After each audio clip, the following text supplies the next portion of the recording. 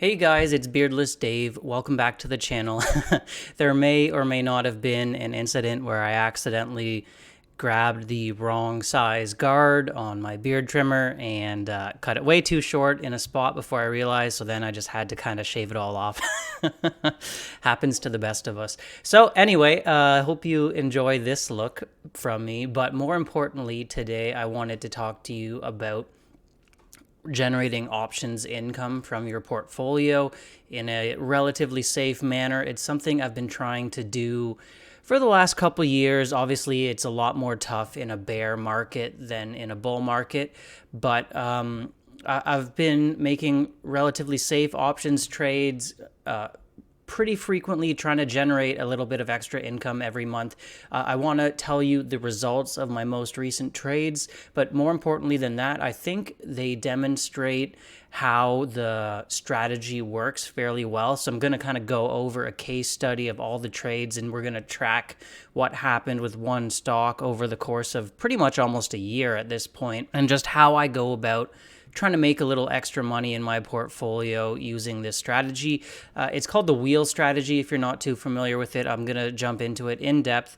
But first of all, I just want to show you the results of my latest option trades. I did make a video about them last month when I executed these trades. So let's just see how they worked out for me.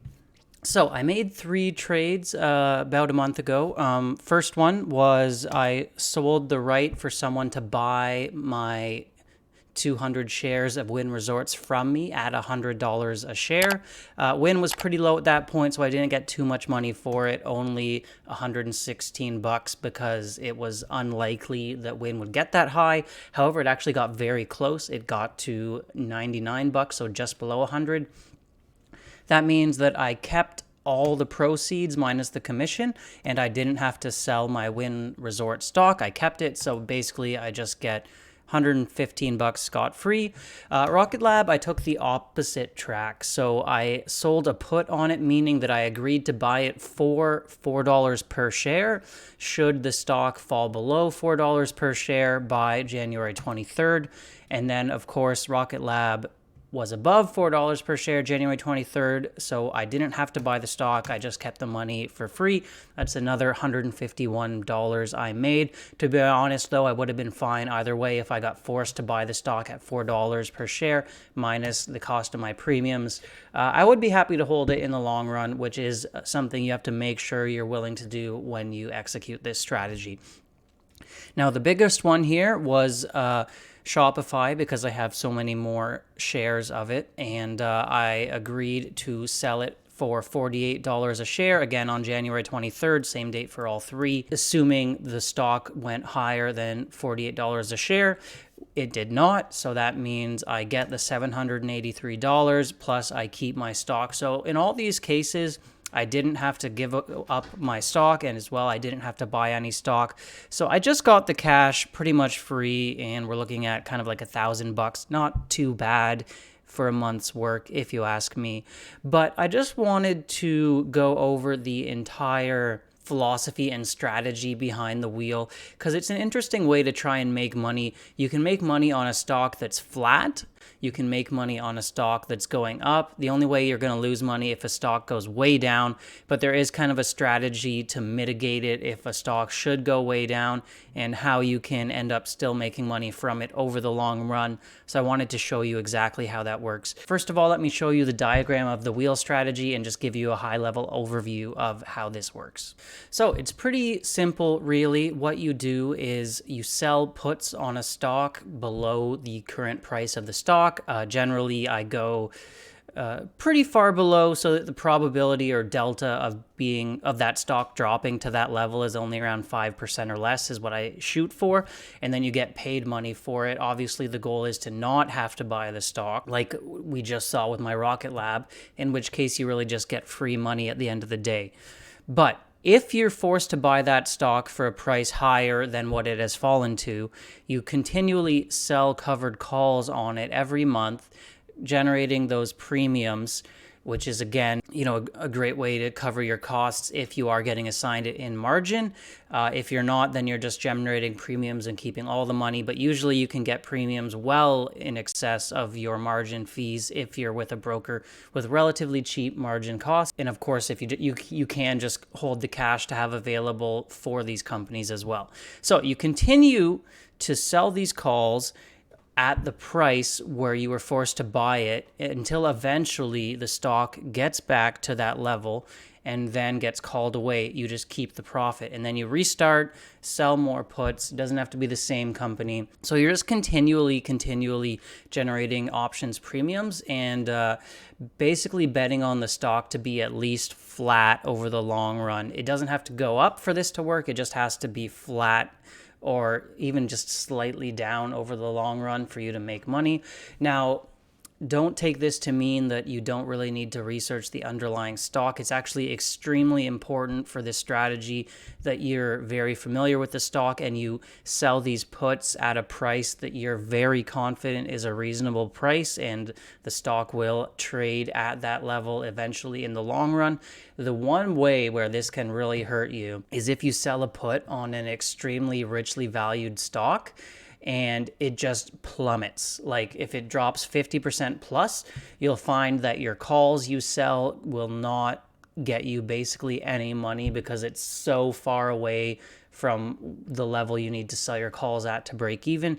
So of course there's no strategy in existence that gives you a 100% success rate. There's always risk involved in any strategy, and just as important with this strategy to research your stocks and come up with a good valuation as if you were buying the company, because you kind of are in a certain way. You're buying it at that price if it should hit that price. So I hope that was clear for you if you're not too familiar with options. I know it can be a little tricky getting going, but I'm going to now go into the case study of some trades I made to show how this can really work. So it's pretty clear for Rocket Lab how it worked, right? I agreed to buy it at $4 a share if it should fall below $4 a share. It did not. So I just kept the proceeds I was given for that trade, rinse and repeat, right? But what happens if your stock falls below the price you agreed to buy it at? Then you have to purchase it. You get assigned it.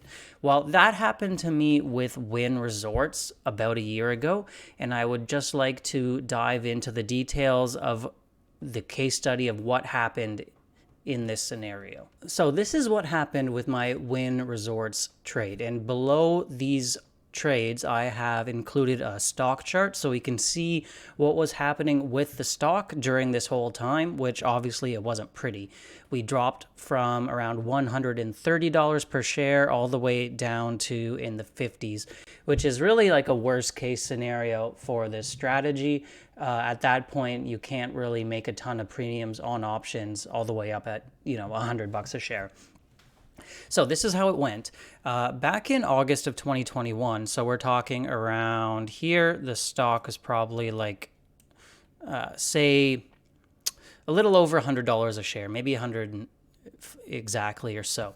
I sold a call option for 100 shares of Wynn, which is actually one contract. The premium received was $1,059. Not bad, right? So that's like over 10% of the overall potential stock. That's like a 10% return. But obviously the other person on this trade was doing this for a reason. Turns out casino stocks don't do too well during a pandemic. So I guess not a smart move on my end, but it dropped all the way down to about 80 by the time August 20th came around. So I'm buying the stock for $10,000. It's only worth about $8,000, and I received $1,000 to do that. That means I'm still down like $1,000. Not great, right? So what do? Well, I sell another covered call in October, giving someone the right to buy it away from me at $100 a share. I only received $25 for this because the stock is so low, so far away from 100 that I'm not receiving a lot of money. But I just keep doing this. So next month I sell another option for $79. The stock had risen a bit, so I can get a bit better deal on it. December, I sell another option for 124, and I'm just showing how my cost basis keeps dropping as I sell these options, right? Further and further and further. So February, I sell another one, we get another 60 bucks. March, we get another 55 bucks. May, we get another 89 bucks. September, we get another 79. November, we sell an option for another 56. Then we do 57 January 23rd, which expired right here at $99. So it was very close to selling that for the full 10,000 and getting the premiums myself, but that didn't go through because it was just below that $100 mark. Now, looking at next month, I've actually gotten a quote, and I'm going to pop up the screenshot here so you can see that it's direct from my broker. I haven't actually executed this trade yet because I'll have to wait till Monday to do that. But what it looks like is I should be able to get around 515 bucks to sell at that same 100 level for an expiry of basically another month from now. Subtracting the commission, our premium received will be about $513. Now that's a lot higher than I've been getting previously just because the stock is so much closer to that $100 mark.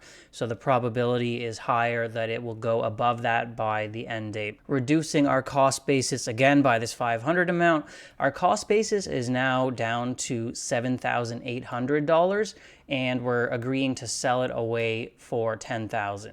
So let's say theoretically that by the end of February 24th, the stock is, above $100 a share. Doesn't matter how high up. If it goes to 200, I still sell it for 100.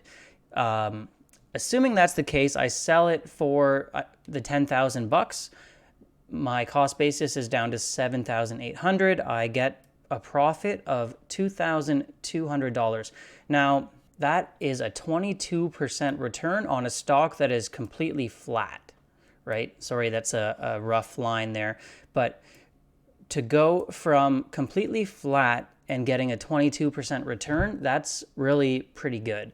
So once again, it really matters how you pick your stocks on this. Obviously, ideally, I wouldn't have done this on a casino stock during a pandemic. But even so, almost in a worst case scenario situation, I really have been able to recover from this and make money on a stock that dropped extremely significantly. And that's kind of how the strategy goes. Now, once I'm out of this trade, I can find another stock to sell those puts on.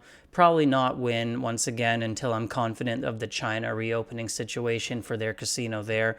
But I'll find another stock that I think is a good value and just rinse and repeat, try to keep generating income over and over in a relatively safe way. Now, there's a lot more to this strategy. A lot of researching goes into the options, into the companies you pick, into the premiums and how far away from a strike you go, how far out. This is a high-level overview of how it can work and how I've managed to make a bit of extra money kind of on a monthly basis for the last little while. Now, of course, this is a bullish strategy, meaning it works better in a bull market than a bear market. So right now, it's been a little tough to run the wheel. Your mileage may vary, and I would recommend caution. But I think when you're in a bull market, like when we're seeing interest rates come back down and we're all confident we're in another bull market, it can be a great way to generate some additional income for your portfolio. Let me know, do you trade any options? How do you do it? Do you do big swing for the fences, buying calls type thing, selling big puts? Have you executed the wheel strategy yourself? And if so, how successful have you been in that? I'd be really interested to know in the comments below. As always, guys, thanks for watching. I hope you've had a good week in the market. Have a great weekend, and I'll talk to you next week. Bye for now.